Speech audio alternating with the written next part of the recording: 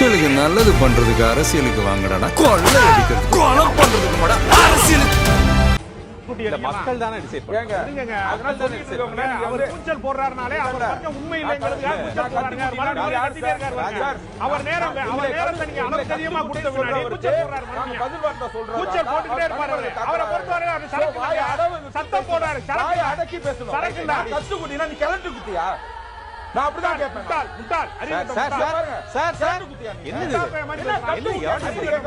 என்ன சார் நாகரிகற்ற பேச்சு இதுதான் கீழான அறிவு தனிப்பட்ட தாக்குதல் சார் நீங்க கேளுங்க. What is this?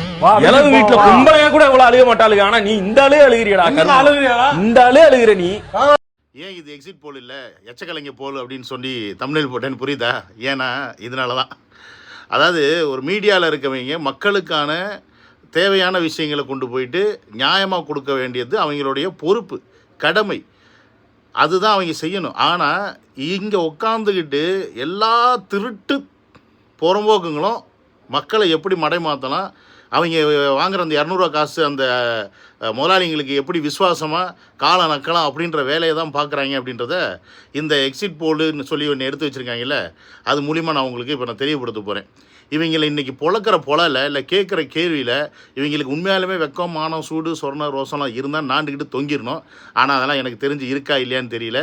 ஆனால் நம்ம பொழக்கிறது கன்ஃபார்ம் அப்படின்றத சொல்லிவிட்டு வாங்க வீடியோக்குள்ளே போகலாம். Welcome to Vijay stock and welcome to another video. அன்பார்ந்த மக்களே, இந்த எக்ஸிட் போல் அப்படின்னா என்ன அப்படின்றதே நமக்கு இப்போ தான் தெரியும். உண்மையாக சொல்கிறேன். ஏன்னு கேட்டிங்கன்னா, இதுக்கு முன்னாடி தான் நமக்குலாம் அரசியலில் ஆர்வமே இருந்தது இல்லையே. அரசியலில் எவன் ஜெயிச்சா என்ன, ஜெயிக்கலைன்னா என்ன, எவன் ஓட்டு போட்டான் என்ன, போடலைன்னா என்ன, எவன் செத்தா என்ன, கலவரம் நடந்தா என்னன்ற மாதிரி இருந்தோம். இப்போ இப்படி ஒன்று இருக்குது. அதாவது எலெக்ஷனில் ஓட்டெல்லாம் போட்டு முடித்ததுக்கப்புறமா ரிசல்ட் அனௌன்ஸ் பண்ணுறதுக்கு முன்னாடி இல்லைன்னா அந்த ஓட்டு போட்டு முடித்த அடுத்த நாளோ எக்ஸிட் போல்னு ஒன்று வந்து விடுவாங்க அப்படின்றதே நமக்கு இப்போ தான் தெரியுது. அதாவது கருத்து கணிப்பு. அது ஆக்சுவலி கருத்து கணிப்பு கிடையாது. இது வந்து உண்மையாலுமே கருத்து திணிப்பு. உண்மையாலுமே அதை தான் பண்ணிகிட்ருக்காங்க. இதுக்கு முன்னாடியும் கருத்து கணிப்புன்னு சொல்கிற கருத்து திணிப்பு பண்ணாங்க. அந்த திணிப்பெல்லாம் காதில் கொஞ்சம் கூட நம்ம வாங்கிக்காமல் நம்ம விசில் பட்டன் உடைய குத்துன ஓட்டு பாக்ஸ் மிஷின் இருக்குல்ல, அதெல்லாம் பார்த்ததில் வைத்தறிச்சலில் இவங்க இந்த கருத்துக்கு திணிப்பை திருப்பியும் ரிசல்ட்டுக்கு முன்னாடி ஒரு அங்கமாக எடுத்து வைக்கிறாங்க. இதுக்கு பின்னாடி பல சூழ்ச்சிகள், இதை வச்சு பல விஷயங்கள் பண்ணுறதுக்கான வேலையில் இருக்காங்கிறது மட்டும் கன்ஃபார்ம். சரி, நீங்கள் பார்த்துருப்பீங்க நேற்று எக்ஸிட் போலில் பார்த்தீங்கன்னா ஒரு 6-7 மீடியா ஓகேங்களா எடுத்திருக்காங்க.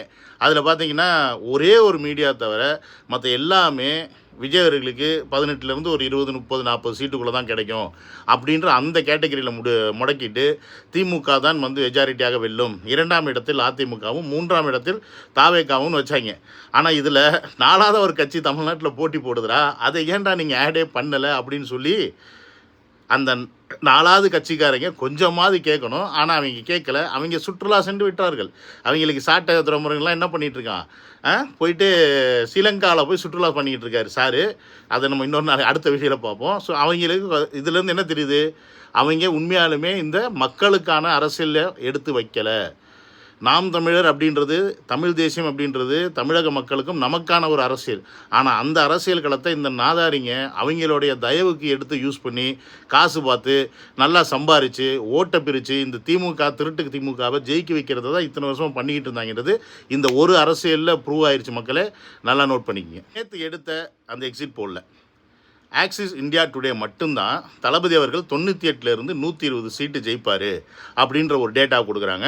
அவங்க எப்படி இந்த எக்ஸிட் போலை வந்து எடுத்தாங்க அப்படின்றத வந்து கிட்டத்தட்ட ஒரு 44,000 சில்லற பேரை வந்து நாங்கள் எக்ஸிட் போலுக்கு எடுத்து ஓட்டு போட்டுட்டு வந்தவங்கள்ட்ட கேட்டு அதன் அடிப்படையில் நாங்கள் வந்து இந்த ரிசல்ட்டை சொல்லியிருக்கோம் அப்படின்னு சொல்லி யார் சொல்கிறா? Axis India today. மற்ற மீடியாக்காரங்க இந்த மாதிரி எந்த டேட்டாவுமே கொடுக்கல. இத்து போனவங்க அவங்க 70,000 பேர் எடுத்தாங்களா, 50,000 பேர் எடுக்காமே சும்மாவே சொல்கிறாங்க. எனக்கு தெரிஞ்சு எடுக்காமல் தான் சொல்லிக்கிட்டு இருப்பாங்க. எடுத்துருக்கிறதுக்கெல்லாம் வாய்ப்பு கிடையாது. ஏன்னா அவங்க நல்லாவே தெரியும் யாருக்கு மக்கள் ஓட்டு போட்டிருக்காங்க அப்படின்னு. ஸோ அப்போ இப்படி இருக்கும்போது இந்த இந்தியா டுடே கொடுத்துருக்க அந்த டேட்டா வச்சு நான் ஒரு சின்ன கேல்குலேஷன் உங்ககிட்ட சொல்கிறேன் மக்களே. நீங்களே கொஞ்சம் யோசிச்சு பாருங்கள். இது எப்பட்றா நியாயம், எப்பட்றா அப்படின்ற மாதிரி உங்களுக்கு தோணுதா இல்லையான்னு மட்டும் சொல்லுங்கள். அது இந்த 2026 தேர்தலுக்கான ஓட்டர்ஸ் மொத்தம் எவ்வளோன்னு கேட்டிங்கன்னா 5,30,35 லட்சம் பேர். ஓகேங்களா? எஸ்ஐஆர் எடுத்ததுக்கப்புறமா ஓட்டு போட்டது பார்த்தீங்கன்னா 4,88 லட்சம் பேர் வந்து ஓட்டு போட்டிருக்காங்க இந்த வாட்டி எலெக்ஷனில். 4,88 லட்சம் பேர் ஓட்டு போட்டிருக்காங்கன்னா அட்லீஸ்ட் அதில் 1% மக்கள்கிட்டையாவது இவங்க வந்து கருத்து கணிப்பு எடுக்கணுமா எடுக்கக்கூடாதா? நீங்களே நியாயத்தை சொல்லுங்கள். இப்போ 4 கோடியே அப்படின்னும்போது அட்லீஸ்ட் ஒரு 4 லட்சம் பேர், ஒரு 4 லட்சம் 5 லட்சம் பேர்கிட்ட நீங்கள் கருத்து கணிப்பு எடுக்கணும்ல. 1% கூட இவங்கனால வந்து மக்கள்கிட்ட இந்த கருத்து கணிப்பை எடுக்க முடியலை. 2வது பாயிண்ட் பார்த்தீங்கன்னா, தமிழ்நாட்டில் மொத்தம் 234 தொகுதி இருக்குது. இப்போ நமக்கு மொத்தமாக ஓட்டர் லிஸ்ட்டு பார்த்தீங்கன்னா 5 கோடியே 30-40 லட்சம் நான் சொன்னேன், ஓகேங்களா? இப்போ இதை வந்து நம்ம பிரிச்சோன்னு வச்சுக்கோங்களேன், ஒரு தொகுதிக்கு குறைஞ்சது 2 லட்சத்துலேருந்து 2,25,000 பேர் வர்றாங்க. எவ்வளோ? 2 லட்சத்துலேருந்து 2,25,000 பேர். ஸோ 2 லட்சம் பேர் இருக்கக்கூடிய ஒரு தொகுதியில் இவங்க எவ்வளோ பேருக்கு எடுத்திருக்காங்கன்னா 186. எப்படி இந்த 44,000 டேட்டா வச்சு பார்த்தோம்னா 234 தொகுதிக்கு ஒரு தொகுதிக்கு 180 பேர் 185 பேர்கிட்ட தான் இவங்க எடுத்திருக்காங்க. இது எந்த வகையில் நியாயம்? சரி, இன்னொரு கால்குலேஷன் சொல்கிறேன். இப்போ 44,000 பேர்கிட்ட இவங்க எடுத்திருக்காங்க. நம்மக்கிட்ட இருக்க பூத்து வந்து பார்த்திங்கன்னா 75,000. எவ்வளோ? 75,000 பூத்து. பூத்துக்கு ஒரு ஆள்னு வச்சா கூட 75,000 பேர்கிட்ட நீங்கள் எக்ஸிட் போல் எடுத்துருக்கணும்டா. ஆனால் இவங்க பூத்துக்கு ஒரு ஆள் கணக்கோட வரலங்க, பூத்துக்கு அரை ஆள் பகுதி முண்டத்திட்ட எடுத்துருப்பாங்க போல இருக்குது. அப்படி தான் இது கணக்கு பண்ணி பார்க்கணும். இப்போ நீங்கள் யோசிச்சு பாருங்கள், ஒரு மெஜாரிட்டியான மக்கள் சொல்கிறது உண்மையா, இல்லை 1% கூட இல்லாத இவங்க சொல்கிறது உண்மையா? நம்ம ஒரு படத்துக்கு போகிறோம், ஒரு 100 பேர் அந்த படத்தை பார்க்குறாங்க, 90 பேர் 95 பேர் அந்த படம் வந்து நல்லா இருக்குன்னு சொல்கிறாங்க. ஆனால் ஒரு 5 பேர் வந்து இல்லை இந்த படம் வந்து சரியில்லை, இந்த படம் அப்படின்லாம் இப்படின்னா, இப்போ உண்மையாலுமே இந்த 5 பேர் சொல்கிறது உண்மையா, அப்போ இந்த 95 பேர் சொல்கிறது உண்மையா அப்படின்ற கேள்வி வருதா இல்லையா? அப்போ இவங்க எந்த அடிப்படையில் இந்த எக்ஸிட் போல் இவங்க வந்து உண்மை அப்படின்னு சொல்லி நம்மக்கிட்ட கொண்டாந்து வைக்கிறாங்க? இதன் அடிப்படையில் தான் ரிசல்ட் வரும் அப்படின்னு சொல்லி எந்த கணித மேதை இதை வந்து கணிக்க முடியும் நான் கேட்குறேன். எவனா வேணா வாங்கடா, எந்த அறிவாளி வேணா வாங்கடா. எப்படா நீங்கள் 1% மக்கள்கிட்ட கூட நீங்கள் வந்து கருத்து கணிப்பு எடுக்காமல் 99% மக்களுடைய டிசிஷனை நீங்கள் டிசைட் எப்படி பண்ண முடியும்னு நான் கேட்குறேன். இது எப்படி வந்து உண்மையான கருத்து கணிப்பாக இருக்கும்? இது உண்மையான கருத்து திணிப்பு இல்லை. அப்போ இது ஒரு அயோக்கியத்தனம் இல்லை, மிக நம்பர் 1 மொல்ல மாதிரித்தனம், அயோக்கியத்தனம், முடிச்சு வைக்கத்தனம். இந்த மாதிரி நாய்ங்களை அப்போ என்ன பண்ணும்? சிறுபால் அடித்து துரத்துடும். இந்த மீடியா பரதேசிங்களை உட்காந்து பேசிக்கிட்டு இருக்காங்கல்ல, இப்போ பாருங்கள், கத்தனா பார்த்தீங்களா, ஒருத்தன் கொதிக்கிறாங்க பார்த்தீங்களா, நம்ம கேள்வி ஆரம்பிச்சோன்னே கொதிக்கிறாங்க பாருங்க. இந்த நாய்ங்களை கேள்விக்கிட்டு சிறுபாலே அடிக்கணும். இப்போ ஆக்சிஸ் இந்தியா டுடேவாவது 44,000 பேர்கிட்ட நான் எடுத்தோன்னு டேட்டா கொடுத்து அதில் அவன் அட்லீஸ்ட் ஜென்யூனாவது 2வது இடம் இல்லைன்னா முதல் இடம் தாவேக்கா வரும் அப்படின்னு சொல்லி சொல்கிறான். 98லேருந்து 120 சீட் வரைக்கும் ஜெயிக்குன்னு.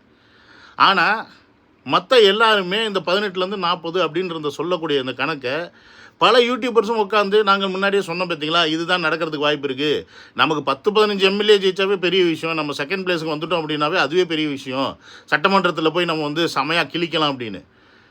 முதல்ல ஒன்று தெரிஞ்சுக்கிங்க, இங்கே சட்டமன்றத்தில் போய் உட்காந்து சண்டை போடுறதுன்றது 2வது விஷயம்.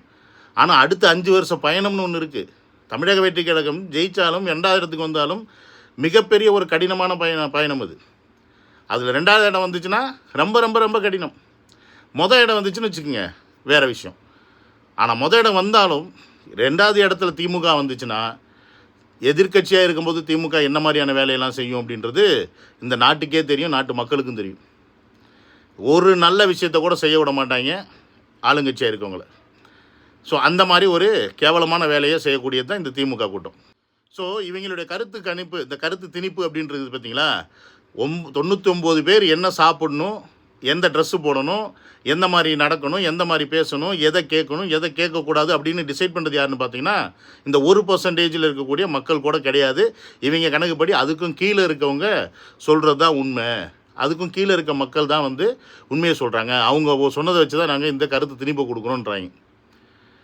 எப்படி கூட்டி கழித்து பார்த்தாலுமே ஒரு பூத்துக்கு 756 பேர் ஓட்டு போடுறதுக்கான வாய்ப்பு இருக்குது. ஒரு பூத்துக்கு 75,000 பூத்துக்கு 200 பேர் ஒரு பூத்துக்கு தமிழக வெற்றி கழகத்துக்கு போட்டு போட்டிருந்தா கூட, என்னது 200 பேருக்கு போட்டிருந்தா கூட அதுவே 1.5 கோடி ஓட்டு.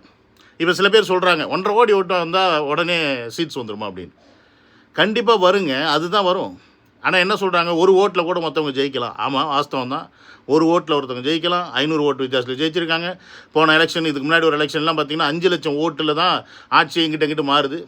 ஏன்னா 500,000 ஓட்டு டிஃப்ரென்ஸில் கண்டிப்பாக ஒரு ஆள் வந்து அந்த இடத்துல மேலே வரதுக்கு வாய்ப்பு இருக்குது.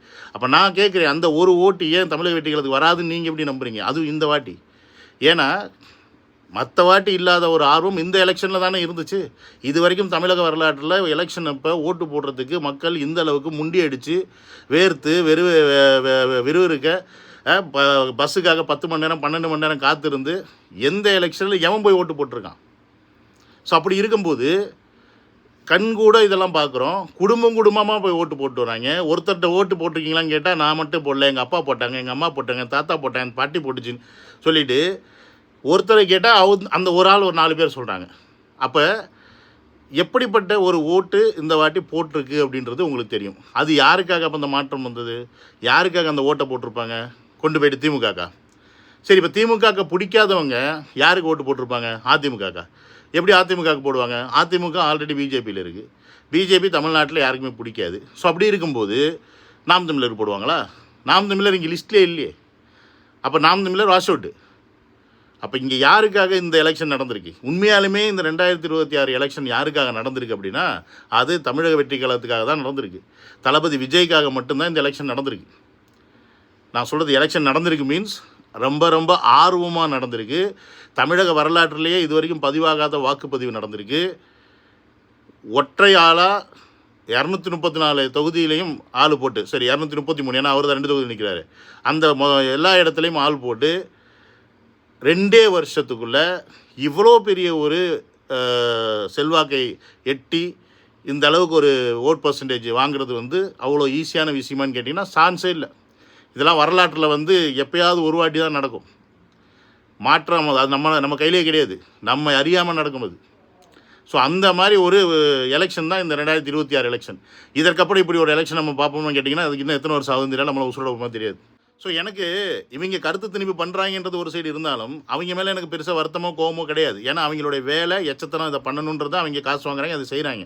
ஆனால் இதை நம்ம உட்காந்து டிஸ்கஸ் பண்ணிக்கிட்டே இருக்கோம், நம்ம பேசிக்கிட்டே இருக்கோம். இல்லை அவன் அப்படி சொல்லிட்டான், இவன் இப்படி சொல்லிட்டான், இந்த மாதிரி வரும், அந்த மாதிரி வரும். ஆனால் நீங்கள் பல விஷயத்தை மறந்துடுறீங்க. இன்னும் 2 நாளில் இது வரப்போகுது, ஓட்டு என்ன போகிறாங்க, திமுக என்ன மாதிரியான திட்டங்கள்லாம் வச்சுருக்காங்க அப்படின்றது உங்களுக்கு தெரியுமா? அதற்கு என்ன முடிவு எடுத்திருக்கீங்க? ஒவ்வொரு பூத்துலேயும் ஒவ்வொரு இடத்துலையும் ஓட்டு எண்ணக்கூடிய இடத்துல எந்த மாதிரியான தில்லங்கடி வேலை பண்ண போகிறாங்கன்னு தெரியாது. ஒருவேளை ஒவ்வொரு இடத்துலையும் விஜய் அவர்களுடைய வாக்கு அதிகமாக வந்துச்சுன்னா அந்த இடத்துல போயிட்டு பெட்டியை உடைக்கிறதுக்கு கூட வேலை செய்வாங்க. என்னதான் போலீஸ் பாதுகாப்பு இருந்தாலும் சிஆர்பிஎஃப் இருந்தால் கூட எல்லாமே ஒரே கூட்டணியில் இருக்குது அப்படின்னு சொன்னதை நீங்கள் மறந்துடக்கூடாது. யார் தளபதி சொன்னார்ல, எல்லாரும் ஒரு கூட்டணி, நான் ஒரு ஆள் மட்டும் மக்கள் கூட்டணி அப்படின்னாரு. அப்போ அந்த இடத்துல யார் இருந்தாலும் திமுக ஏதாவது செஞ்சுட்டு போட்டுன்னு விடத்தான் செய்வாங்க. ஸோ அப்போ நீங்கள் நல்லா யோசிச்சு பாருங்கள். அப்போ இங்கே நம்ம பேச வேண்டியது, நம்ம டிஸ்கஸ் பண்ண வேண்டியது, எப்படி நம்ம இந்த ஓட்டு பதிவை கரெக்டாக இந்த கவர்மெண்ட்டு செய்யறதுக்கான எல்லா சப்போர்ட்டையும் நம்ம கொடுக்கணும், நம்ம என்ன மாதிரியான விஷயங்களை கண்காணிக்கணும், நம்ம ஊரில் இருந்தே சில கலவர பிரச்சனைகள் வர மாதிரி இருந்துச்சுன்னா நம்ம எப்படி ப்ரிப்பேராக இருக்கணும், நம்ம எப்படி அவங்கள தடுக்கணும். அடிவிலும் உதவிலும் என்ன வேணால் நடக்கலாம், ஆனால் ஓட்டு மிஷினில் மட்டும் கை வைக்கக்கூடாது. அதை நம்ம எப்படி தடுக்க போகிறோம்? அவன் 10 பேர் நின்னாங்கன்னா இங்கே தாவைக்காரன் 100 பேர் நிற்கணும் ஆப்போசிட்டில், அப்போ தான் அவன் பயப்படுவான்.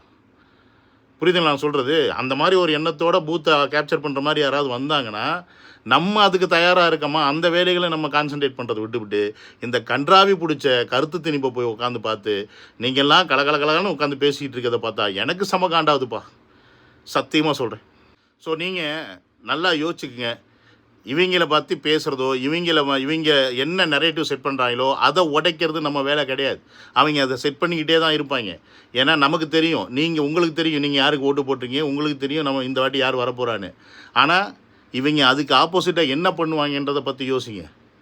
அவங்க சொல்கிறத பற்றியே நம்ம யோசிச்சுட்டு இருந்தோம்னா அவங்க என்னமோ பண்ண போகிறாங்கன்றதை நம்மளை யோசிக்க விடாமல் வைக்கிறாங்கன்றதை நீங்கள் புரிஞ்சுக்கணும் அப்படின்றதுக்காக தான் இந்த வீடியோ. தயவு செஞ்சு பி ப்ரிப்பேர் ஃபார் May 4.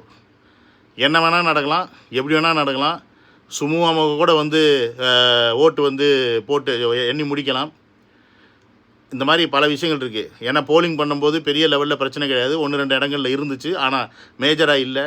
ஆனால் ஓட்டு எண்ணும்போது அது மாதிரியே மேஜராக எங்கேயும் 1-2 இடத்துல இருந்தால் பரவாயில்ல, ஆனால் மேஜராக எங்கேயும் வந்தாமல் அதை எப்படி நம்ம ஃபோக்கஸ் பண்ணி எப்படி கண்ட்ரோல் பண்ண போகிறோம் அப்படின்றத பிளான் பண்ணுங்கள். எல்லோரும் இது மக்கள் இது மக்களுக்கான தேர்தல். ஸோ இங்கே நம்ம மக்கள் தான் அந்த ஓட்டு எண்ணிக்கையை பாதுகாப்பாக நடத்துறதுக்கான எல்லா சப்போர்ட்டையும் கொடுக்கணும். திருப்பி சொல்கிறேன், 10 பேர் ரவுடி வந்தாங்கன்னா 100 பேர் ஊர் மக்கள் ஒன்றா நின்னீங்கன்னா அவன் ஓடி போயிடுவான். அவ்வளோதான். இதுக்கான வேலையை ஸ்டார்ட் பண்ணுங்கள். கண்டதாக உட்காந்து பேசிக்கிட்டு இருக்காம அப்படின்னு சொல்லி இந்த முடிச்சுக்கிறேன் இந்த வீடியோவை. See you in another video. Love you all. Take care. By.